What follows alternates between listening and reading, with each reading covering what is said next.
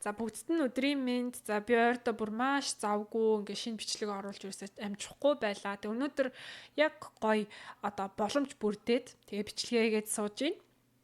За би тэгээ та хэдтэй өнөөдөр одоо дэлгэцэн хэрэглээний тухай маш гоё чухал сэдв ярих чинь. Энэ бол одоо миний ярих дуртай хамгийн дуртай сэдвүүдийн маань нэг. Тэгээд өнөөдөр та хэдтэй би маш том нууцыг задлах болно. Тэгээ энэ дэлгэцэн хэрэглээ өндөр байх тусмаа те бага насны хүүхдүүдэд өндөр байх тусмаа том корпорацууд, эмийн компаниудад ашигтай байдаг. Яагаараа ер нь ингээд хүүхдийн дэлгэцэн хэрэглээ эмийн компанитай холбогдчихдээ бэ гэд гайхаж байгаа хүмүүс ахын бол энэ бичлэгийг маань дуустал нь сонсоорой. За би өөрөө мэдээллийн систем менежмент мэрэгжилтэй бакалаврын зэрэг эзэмшсэн. Тэгээд энэ бүх одоо сошиал медиа, YouTube гэдгийн цаана ямар бизнес яваад байгаа, яагаад хүмүүс энийг ингээд үзгээ болж чадахгүй ингээд хүүхдүүд уруу татагтаад байд юм бэ гэдгийг маш сайн судлаад мэрэгжлийн эзэмшээд одоо авсан хүний хувьд хүүхдүүдээ ингээд анханаас нь эндээс ингээд хамгаалах хэрэгтэй гэдгийг би маш сайн мэдчихсэн байхгүй. Тэгээд би ингээд хүүхдтэй болоод манай хүүхдүүд бас одоо би гар утснаас хамгаалаад байсан мөртлөө зурагт үтсийн зөвшөөрөөд байсан чинь тэр нь бас алдаа болсон. Манай хүүхдүүд бас дэлгэцэн хамгаалалт орсон. Тэгээд би одоо энэ талаар бүр илүү сайн судалж эхлээд тэгээ сүүлийн 3 жилийн хугацаанд энэ талаар мэдээлэл бэлтгээд хүүхдүүдээ би яаж дэлгэцэн хамгаалалаас нь гаргасан бэ гэдэг талаараа хуваалцдаг болсон. Тэгээд одоо энэ туршлагынхаа хамгийн одоо чухал хэдэн зүйлсүүдийг энэ бичлэгэнд багтаагаад хэлж өгье. За дэлгэцэн хэрэглээ өндөр байх нь өөрөө яагаад эмийн компани гэдэг чинь одоо маш том бизнес те. Одоо дэлхий дээр болж бүтггүй байгаа бүх юмний цаана бараг л эмийн компаниуд байж идэг штэ. Энэ эрүүл мэндийн хортой бүхний цаана. Тэгэхээр яагаад энэ хоёр ингээ хоорондоо холбогдчихвэ гэхээр дэлгэцэн хэрэглээ ингээ бага наснд өндөр байх тусмаа хүүхдийн анхаарал төвлөрөх чадвар нь ингээ муудаж идэг байхгүй юу? Анхаарал төвлөр удаан ингээ нэг зүйлээр төвлөрч чадахгүй. Тэр нь өөрөө ямар үр дагавартай вэ гэхээр хүүхдийн суралцах чадвар нь дагаад муудаж идэг. Хүүхдийн суралцах чадвар муудчихаар хүн одоо сургуультай дургу болно, суралцах дургу болно чадахгүй байгаа юм да хүн чинь ингээ дургу байдаг штэ. Тэгэхээр суралцах дургу болчлоо гэх юм бол боловсролын түвшин өөрөө муудаж эхэлж байгаа. Тэгээ энэ өөрөө олон улсын статистикаар ямар одоо үр дагавар гарсан бэ гэхээр хүний боловсролын түвшин муу байх тусмаа эрүүл мэндийн байдалд ордож байдаг. Шүдний өвчлөл нь их. Эрүүл мэндийн одоо үзүүлэлтүүд нь муу, бас одоо хит боловсруулсан эрүүл бус хүнсний хэрэглээ өндөр байх. Тэдгээр нь бүгдээрээ боловсролын түвшинтэй шууд холбогдчих юм байна гэдэг юм статистик гарсан байгаа байхгүй юу? Тэгэхээр одоо хүн боловсролын түвшин муу байх тусмаа муу хүнс хэрэглээл одоо нөгөө хэд боловсруулсан хүнс сахар ундаа гэдэг юм чи хэрэглээ нэмэгдчихэн тэрийгээ дагаад шүдний өвчлөл нэмэгдчихэн эрүүл мэндийн үзүүлэлтэнд буурчин тэгээд тэр хүнснүүд чинь бүгдээрээ хүний биед их хэмжээний өрөвсөл үүсгэн ашиггүй бактериудыг өсгөж идэг хүний биед одоо хорт хавдрын эсүүдийг тижээж идэг гих мэт олон тийм муу ур дагавартай байдаг. Тэгээд энэ нь өөрөө тэр хүнийг одоо насанд хүрэхийн цагт ямар нэгэн одоо өвчлөлтэй, суур өвчлөлтэй, ямар нэгэн эмнэлгийн байгууллагаас хараат болгож идэг байх нэ. Тэгэхээр тэр хүн одоо эмийн хэрэглээ нэмэгдээд тэгэх тусмаа эмийн бизнесүүд ингээд одоо ашигтай ажиллаж идэг. Эрүүл мэнд гэдэг эмийн бизнес гэдэг чинь маш том бизнес болоод байгаа шүү дээ. Одоо энэ хит боловсруулсан одоо ийм сахартай, будагтай, янз бүрийн бодистой химийн бодистой чихэр чипснүүдийн үйлдвэрлэгч том компаниуд одоо энэ Coca-Cola мала янз бүрийн тэр компаниудын цаана хамгийн том хөрөнгө оруулагч тэр одоо юунууд нь боссууд нь эмийн компаниуд байж байгаа байхгүй юу? Өөрөө тэгэл өвчин үүсгэх хүнснүүдэд хөрөнгө оруулалт хийгээл олон хэмжээний өвчин хүмүүст үүсгээл тэгэл тэрүүгээр эмээ борлуулаад эн чинь бүр ингээд хүмүүсийн эрүүл мэндээр одоо мөнгө сааж шүү дээ. Тим бизнес байдаг байхгүй. Тийм болохоор бид нар ингээд хүүхдүүдэд одоо боловсролд нь маш сайн анхаараж одоо сургуультай дуртай суралцах чадвар өндөртэй байгаасаа гэж хүсчихвэл яалцчгүй дэлгэцэн хэрэглээний одоо зохистой хэрэглээнд анхаарахаас ямар ч аргагүй болж идэг. За тэгээд дээрэс нь дэлгэцэн өндөр хэрэглээтэй байхаар одоо бодит амьдралаас авах сэтгэл ханамж буурч идэг. Яагаад гэвэл энэ дэлгэцээр үзэж байгаа хүүхдийн үз чинь бүгдээрээ одоо хүүхдийн үзэж байгаа контент үз чинь бүгдээрээ нэг тийм хийсвэр те ганц үсрээл хувцсан солигдоод гой палаж болж хувраал нэг төвчлуур дараал одоо нэг юм ингээл нэх гой одоо нэг юм буддаг тиймэрхүү тоглоом аппликейшнуд байдаг шүү дээ те. Ерөөсө тэр нь ингээл илүү гарна марна гэж байхгүй. Нэг тавч дараал нэх гой саатай болвол тий. Тиймэрхүү. Ингээ бүх юм амархан, бүх юм ингээ гой. Эсвэл ингээл гэр дотор нь ингээл хүүхдийн контент үзчих ингээл гэр дотор нь зайр мөний машин янз бүрийн чихэртэй юм савнууд мавнуудтай тэгэл эйжент ирийн ингээл хязгаар гоогч мөгөөл өрөө дүүрэн хот вилсийн машин зашинч байх шиг тий. Тэгэхээр өөрийнхөө одоо бодит амьдралаас тиймэрхүү юм амьдрал дээр байхгүй учраас бодит амьдралаас таашаал авах болоод өөрийгөө тэр нэг хуурамч хийсвэр YouTube дээр хүүхдийн амьдралтай ингээ харьцуулаад огт хуурамч зүйлээр одоо цангаад гэх юм уу тий. Огт байхгүй хорвоо дээр боломжгүй зүйлээр дутагдж амьдрах тийм одоо нөхцөл болцоо бүрддэг. Тэгээд тэрнээсээ болоод өөрийнхөө амьдралаас авах сэтгэл ханамж нь буурч идэг. За тэгээд дээрэс нь одоо альваад тууштай байх, хичээл зүтгэл одоо зорилгодоо хүрэх хүсэл тэмүүлэл бас буурчдаг. Яа тэгвэл эн чинь ингээд одоо бүх юм амархан байх хэрэгтэй юм шиг ингээд үзэж байгаа контентоос ингээд аваад байгаа байхгүй тий. Нэг хүүхэд ингээд нохотойгоо ярьж мараал тэгэл ингээл нөгөө сая хэлсэн шүү дээ тий. Нэг үсрээл хувцсан солигдоод дахиад үсрээл гоё гутал мутал өмсөгдөөл тий. Амьдрал дээр бүх юм тийм амархан бүтэн гэж байхгүй шүү дээ. Тэнгуут өөрөө ингээд нэг жоохон л ингээл хичээл зүтгэл одоо ингээд нэг юм хумс боддог тавлан байлаа гэж бодъё. Хүүхэд тий. Ингээл тавчтараа нэх гоё гэлцсэн хумс бодчихлаа. Одоо бодит амьдрал дээр өөрөө ингээд нэг өөрийнхөө хумсыг будаад үдсэнгуут ингээл далилгаал, морилгаал, илүү гаргаал нэх муухай тий. Бодно штэ анхандаа бол жоох хүүхдийн гар ивлэхгүй. Тэгэнгუут ингээл би чадахгүй байна. Би болохгүй байна. Минийх ингээ муухай болоод байна. Би утсаараа л ингээ гой будаад байж юмар байна. Тэгээд ингээд альва зүйлд ингээ тууштай байх, хичээх зүтгэл тийм одоо мотивац тий буурч идэг байхгүй юу. Тэгээ бидний одоо ингээд бид нар уг нь бүгдээрээ л тий хүүхдийн дэлгэцэн хэрэглээнд ингээд анхаармаар байна. Бид нар бүгдээрээ л хүүхдүүдээ ингээд одоо удаан хугацаагаар утас үзүүлээ, зурагт үзүүлээ суулгаад тааж болохгүй гэдгийг мэдчихийдэг мөртлөө ерөөсөө ингээд чухал ач холбогдол өгж арга хэмжээ авдаггүй шүү дээ. Яа тэгдэг вэ гэхээр энэ бүхний цаана байгаа одоо маш том сөрөг үр дагавар энэний цаана ямар бизнес өрнөд байна вэ гэдгийг ингээд бүрэн ойлгоогүйгээсээ болоод бид нар ингэж одоо чухал ач холбогдол өгч чадахгүй байгаа байхгүй. Тэ дээрэс нь бас ингээд одоо үеийн хүүхдүүдээс хоцорчихъя. Одоо үеийнх нь бүгдээрээ ингээд үзээд ахаар миний хүүхд ингээд одоо ярианд нь оролцож чадахгүй, найз нөхөдгүй болчихъя гэдэг тийм айдас байдаг. Би хувьдаа бол тийм ерөөсөө айдас байх хэрэггүй. Наа чи ерөөс хуурамч айдас шүү. Харин ч бид нар ийм хачаа юм үзэж хачаа юм тоглож идэг хүүхдүүдтэй нийлч үйдэ гэж яах хэрэгтэй. Хачаа контент үздэг хүүхдүүдтэй нийлэхгүй, үздэггүй хүүхдүүдийг олоод хүүхдүүдний найзалчаасай гэж бодож залбирах хэрэгтэй байхгүй юу? Тэ? Тийм болохоор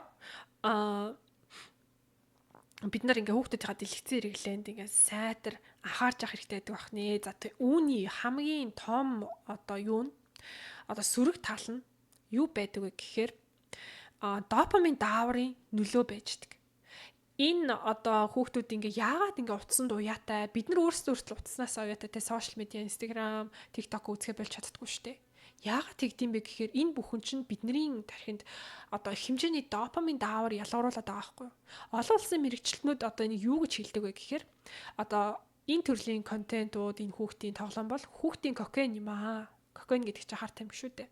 Хүүхдийн кокаин гэж нэрлэдэг. Яагаад гэвэл кокаин хэрэглэсэн хүний тархин дотор асар хэмжээний допамин даавар ялгараад тэгээ допаминыг ингээ хүмүүс юм хүнд юм сэтгэл ханамж одоо сайхан мэдрэмж төрүүлдэг, таашаалтай мэдрэмж төрүүлдэг даавар гэж бодоод байдаг байхгүй. Гэтэл яг үндэ энэ чинь одоо тэр мэдрэмжээр өлсөх те улам ихийг хүсэх тийм сэтэл төрүүлдэг тийм даавар байхгүй. Тийм ч одоо уг нь бол одоо хортой даавар биш. Гэхдээ ингээд одоо хүний тархины нэг жижигхэн сул талыг ингээд бизнесийн байгууллагууд одоо буруугаар ашиглаж байгаа байхгүй. Тэгэд энэ допамин даавар чинь өөрөө хизээч сэтгэл ханана гэж байхгүй. Улам ихийг одоо хүсүүлдэг даавар. Өмнө нь 5 минут утас үздэг байсан бол одоо 10 минут үзхийг хүснэ, 20 минут үзхийг хүснэ, 30 минут олон хэдэн цагаар үзхийг хүснэ. Сүүлдээ бүр өдөржингөө үзэж сэтгэл нь ханахгүй, болж чадахгүй болноо. За, тэр цагт яах вэ? Одоо ингээл аавч үтгийж ярьдэн штэ. Одоо угаасаа л дижитал технологийн ирэн үе миний хүүхдүүд угаасаа л энэ бүхтэй ингээд одоо хамтдаа өссөн штэ. Эртнээс энэ бүхнийг ингээд хэрэглээ сурж байвал өөрт нь хэрэгтэй. Ингээд ирээдүйд те технологи ашиглаж чаддаг өрсөлдөх чадвар нэмэгдэнэ гэж боддог. Гэтэл яг үнэндээ энэ бүхэн чинь өөрөө өрсөлдөх чадварыг буулгана. Хүүхдийн суралцах чадварт нөлөөлнө. Таны хүүхд их удас үзэх тусмаа улам боловсрол эзэмшиж чадахгүй хэмжээний анхаарлын одоо түвшин, анхаарал хөвлөх чадварын түвшин буурнаа. Тэгээ бид нар өөрсдөө ингээл одоо YouTube зөндөө үзэж өссөн шүү дээ. Зүгээр л байж тээ гэж өөртөө ингэж харьцуулах зүйл биш. Орчин үеийн хүүхдүүдийн үзэж байгаа контент бидний үеийн 10 жилийн өмнөх YouTube-ийн контент хоёр шал өөр газар тэнгэр шиг ялгаатай. Бид нар одоо 15 6-тай 20 настай YouTube үзэх энэ хүүхдүүд 2 3 настайдаа YouTube үзэх хоёр чинь маш том ялгаатай байхгүй. Бидний хүүхдүүдийн тарих дөнгөж хөгжлийн процесс нь явагдаж эхэлж байгаа. Бүр юм нялах ногоо шиг имзэг юм байгаа байхгүй тий.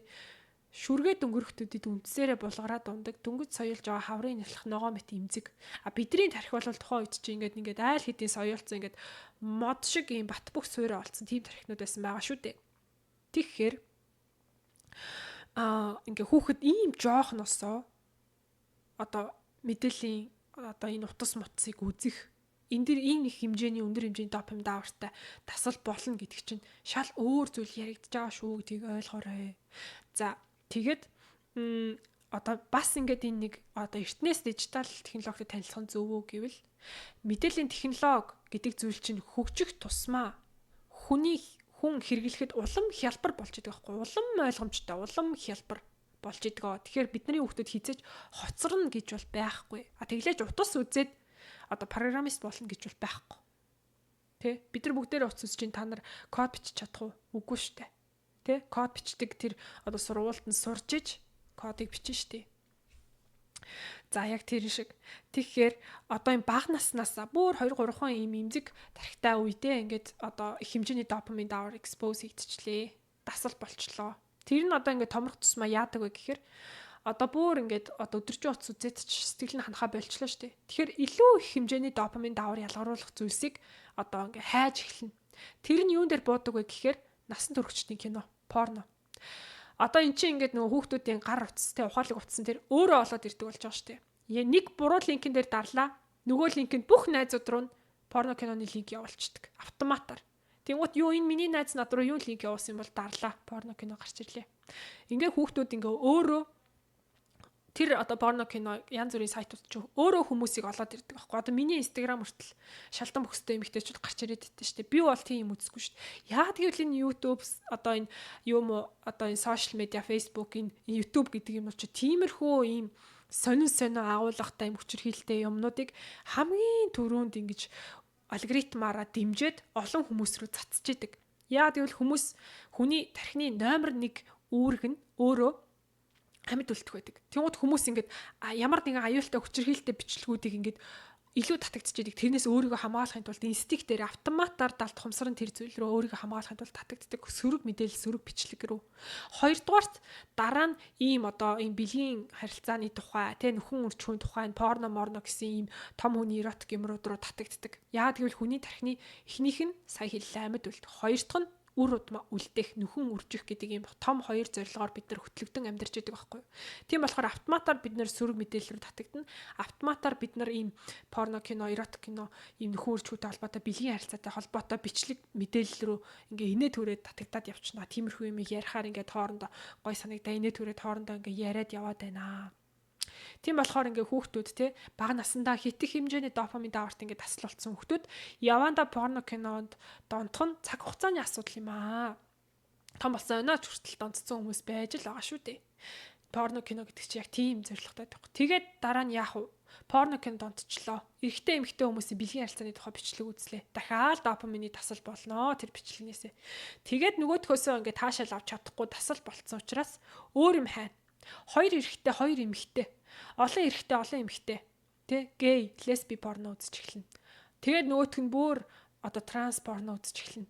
Ингээд бүр тасал болоод улам гаж юмроо ингээ яваад идэх байхгүй. Тэгэл эцсүүлдээ зарим хүмүүс чинь зүгээр байжснаа ийм гачин порно үзсээр хагаад гей болцсон. Ийм гачин порно үзсээр хагаад өөрөө транс болцсон ч байт юм уу. Тиймэрхүү тохиолдлууд бас байгаа шүү дээ. Бид нар цаад учир шалтгааныг мэдэхгүй. За тэгээд дараа нь яах вэ? Порно киноноосоо бүр ингээ допамин тасал болчлоо. Инээс илүү таашаал авах. Одоо бүр нөгөө ямар ч порно үзсэн сэтгэлийн таашаал авах болчлоо. Бүр залхачлаа, уйдчлаа. Одоо яах вэ? Тэрнээс илүү допамин даавар ялгаруулах зүйлсийг хайна. Тэр нь тэгээ юун дээр зогсов гэхээр хар тамхи мансуур болох бодисон дээр зогсдог. Илүү их одоо допамин даавар ялгаруулдаг.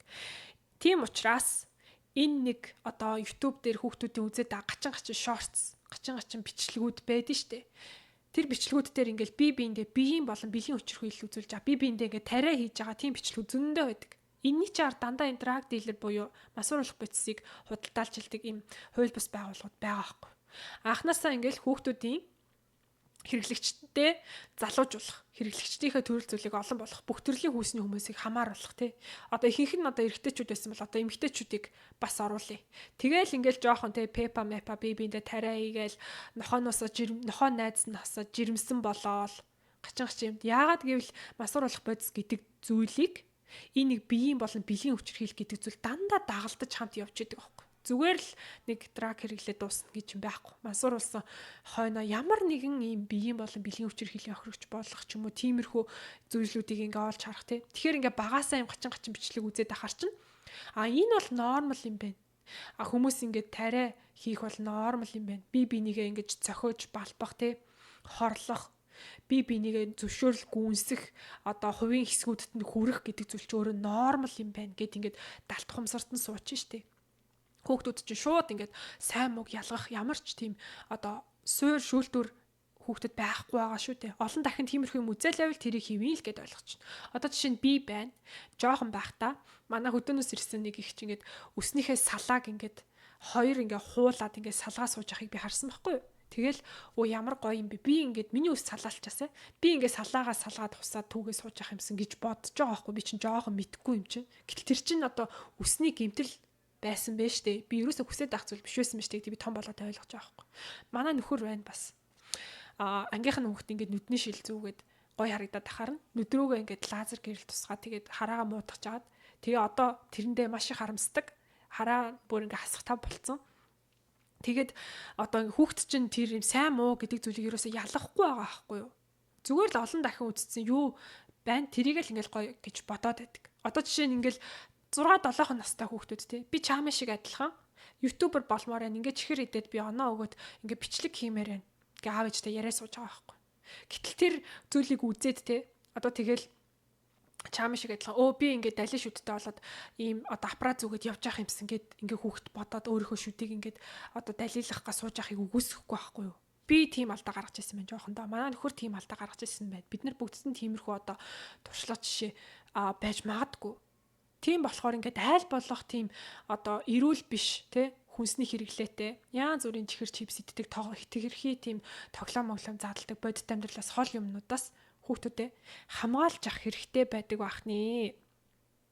За тэгээ дээрэс нь энэ нь бас одоо өвжингүү орнуудад төрөлт багасгах шалтгаануудын нэг олон шалтгаан байгаа. Тэдгээрийн нэг нь бас болж байгаа дэлгэцээр хэлээ. Яагаад гэвэл одоо хэллээ шүү дээ. Энгийн амьдралаасаа таашаал авчихдаггүй. Өөрийнх нь амьдрал таалагдахгүй. Амьдрал таалагдахгүй. Тэгээ дээрэс нь бас ингээд нийгэм тэрийг дэмжихгүй. Ээжүүд тэ Америкт төрөл 3 сарын дараа заавал ажилдаа орох ёстой. Тэгэхгүй бол хуулийн хариуцлага хүлээнэ.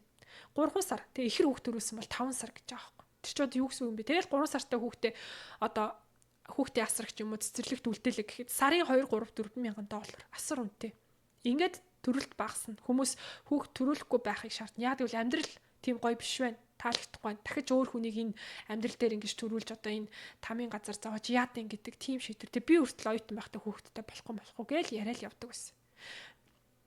Тэгээд гэтэл төрөлт багасгаар тэг хүн чинь ингээ хүүхдгүй нэг юм сингл ч юм уу те хүүхдгүй амьдрахаараа яадаг вэ гэхээр одоо та хэд Matrix гэдэг киног үзчихсэн бол тэрэн дээр ингээд нэг ийм урагчийн дүр байдаг штэ Cypher гэдэг улаан пил уугаад Matrix-аас гарцсан бодит амьдралыг харцсан тэгчээд би одоо тэр цэнхэр пилийг уусан ч болоосаа энэ бүхний талаар мэдэхгүй ч байсан болоосаа гэд нөхдөө худалдаад өөрөө Matrix-та эргэж ороод тэгээд юу яадаг штэ одоо бүр ийм одоо Matrix-ийнхаа тийм өндөр албан тушаалтай эрх мэдэлтэй баян хүн болохыг сонгодог штэ.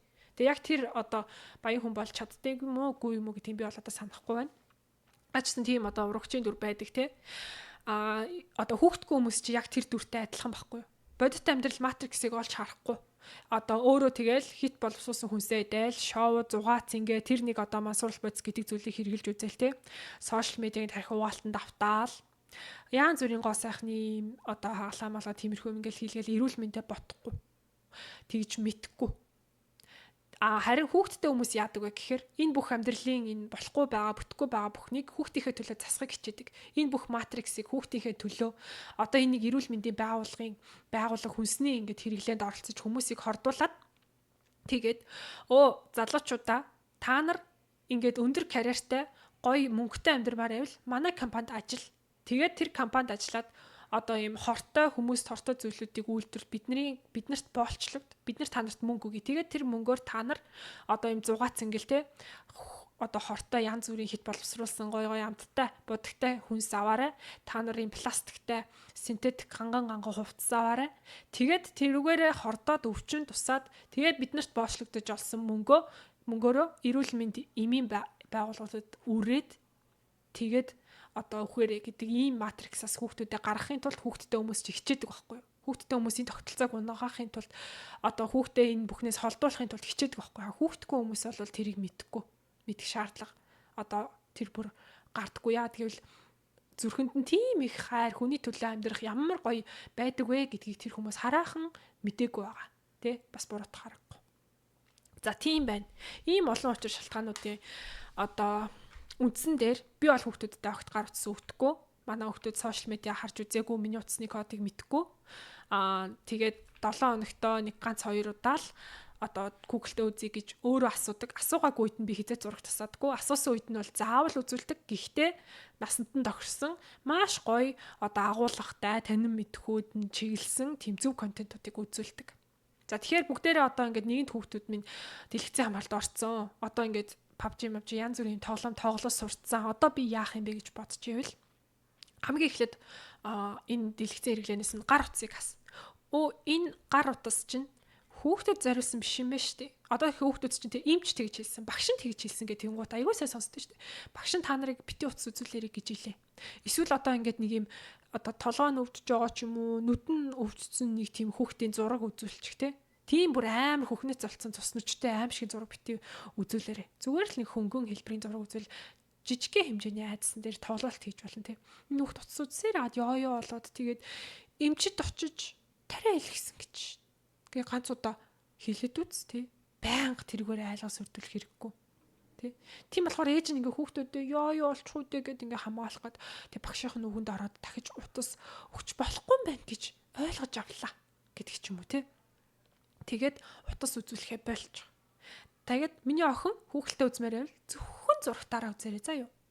За тэгээд утсаа ингээд мартчихлаа. Одоо тэгээд зурагт руугаа шилжсэн. Одоо зурагт руугаа шилжснийхээ дараа үздэг контентыг солино. Одоо бидний аав ээжүүдийн гаргадаг нэг том алдаан те. Утас зурагт үзэж байгаа цагийн богиносох гээд байдаг. Цаган дээр л анхаарат яана цаг үзчихлээ. Яана 50 минут үзчихлээ гэж санаа зовоод байдаг. Гэтэл үзэж байгаа хугацаанаас илүү бид нар үзэж байгаа контент агуулга дээр нь илүү их анхаарах хэрэгтэй. Ямар агуулгатай юм үзээд байна? Юу үлгэрлэлдэг юм үзээд байна гэдэг дээр нь маш одоо чухал ач холбогдол өгөх хэрэгтэй. Яг зөв контентыг сонгоод үзүүлчих юм бол хүүхэд тийм олон цаг үзээ суугаад чаддаггүй байхгүй юу? Жохон байж байгаа л уйдаал өөр юм хийгээд одоо өөр юм тоглоом хайгаад номоо үзээд явж идэг байхгүй юу?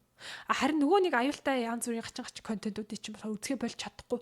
Би ядраад байна үзгээ болмоор байна гэж бодоод байгаа мөртлөө үзгээ болж чадахгүй байдаг байхгүй юу? Тийм болохоор тэгээд контентуудыг нь одоо солино. Тэгээд дараа нь өглөөс сэрэнгуутаа дэлгэх цуц зурагт асаахгүй. Хамгийн ядаж эхний 1 цаг. Тэгээ 3-4 цаг байвал бүр сайн. Тэр нь бас маш өндөр ач холбогдолтой. За тэгээд хоолны цагаар бас одоо юу байхгүй утас зурагт үзэхгүй.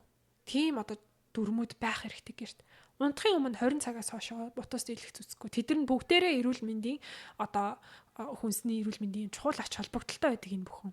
За тэгээд хүүхдүүдтэй одоо байгалийн natural dopamine авах их усүрүүдийн талаар зааж үлгэрлэх хэрэгтэй. Naturally ямар эрүүл байдлаар бид нар допамин давраа авах хэрэгтэй вэ гэхээр нэг зорилго тавиад тэрэндээ хүрэх.